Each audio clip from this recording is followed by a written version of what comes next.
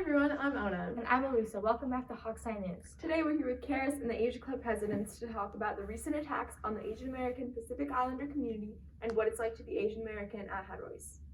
As you've probably heard, there have been an increase in terrible hate crimes against the AAPI community over the last few months. The Asian American community have been and continue to be attacked and sometimes murdered. 2 weeks ago, 6 Asian women were shot and killed because they were viewed as temptations.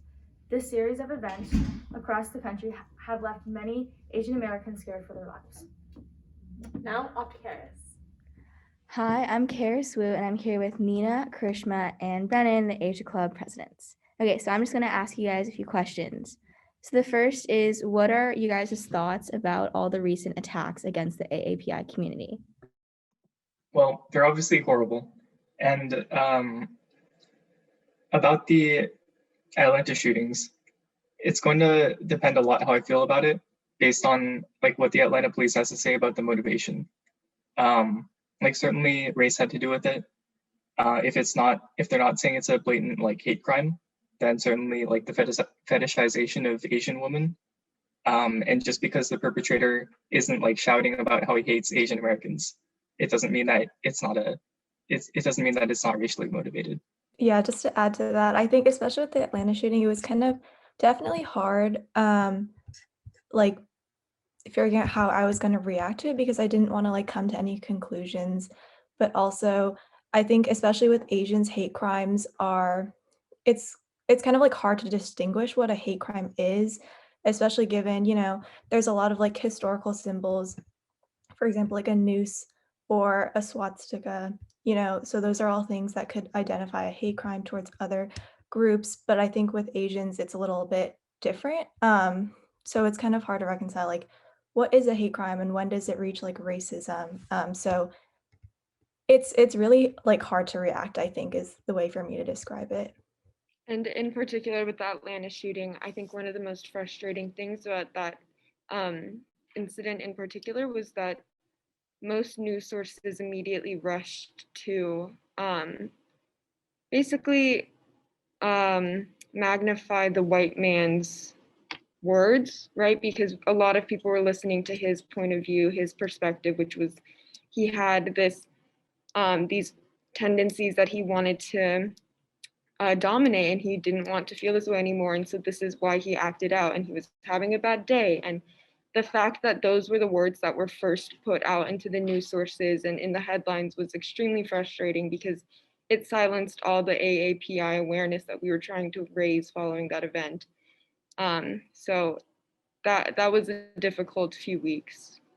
Yeah, on the topic of news sources, I mean, obviously it would have been better if like none of these things ever happened. But one good thing that's coming out of it is that news sources are adopting this new narrative finally. And I've never seen so many like Instagram posts on anti-Asian hate in America. So it is good that people are finally like catching on to what we're experiencing in America. Okay. Yeah, thank you for those responses. So I guess going into like kind of like zooming in on HeadRoyce in particular, in your guys' opinion, do you think HeadRoyce is accepting of AAPI students? And if you guys feel comfortable sharing, have you had any like negative experiences at HeadRoyce because you are Asian identifying? I can start with this one. I would say that HeadRoyce is accepting of AAPI students, but I think in terms of amplifying our voices, we don't typically come as a priority compared to maybe other groups and clubs. But I think that's where a lot of our own advocacy has come in, really making sure that our voices are heard, our fundraisers are put out there, and our events are put out there. I think that's definitely taken up a lot of Asia Club's role this past year in particular. And then as for like unpleasant experiences, I think it's difficult to really say what an unpleasant experience was for me because I think, at least for myself, I might internalize certain things more so than other people might, just because I've grown up constantly hearing microaggressions and thinking like it is what it is, I just move on.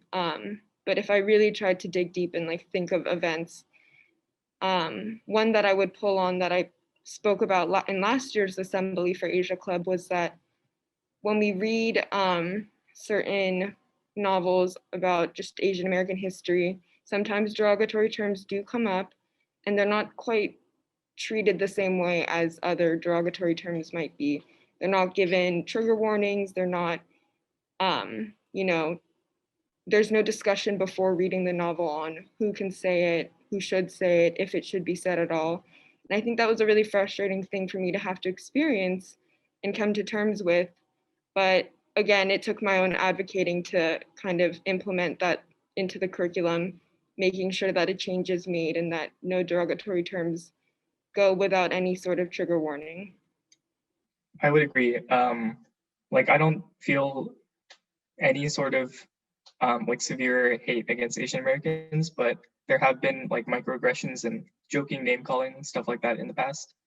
And we actually addressed this question on our Act to Change meeting with Tan France a while ago. So we sent out a poll to the members of Asia Club asking like what are the challenges HeadRoyce is experiencing in terms of addressing bullying, particularly towards Asian Americans. And most people had the same thing to say. Like, it wasn't super terrible stuff. It was just people calling other people names and people just generally not realizing like the impact of what they're saying. Yeah, I don't have much to add, but I think just especially like what Nina was saying, we've done a lot of advocating for ourselves this year, and I think that like HeadRoyce is definitely doing a much better job in terms of like responding to like the recent attacks on Asians, right? Like they've put out statements, but I think so they're getting there. But I think it's just all about like improving and keeping like making sure that AAPI students are supported and like always checking in. Okay, thank you guys so much. I feel like that was like a really informative discussion.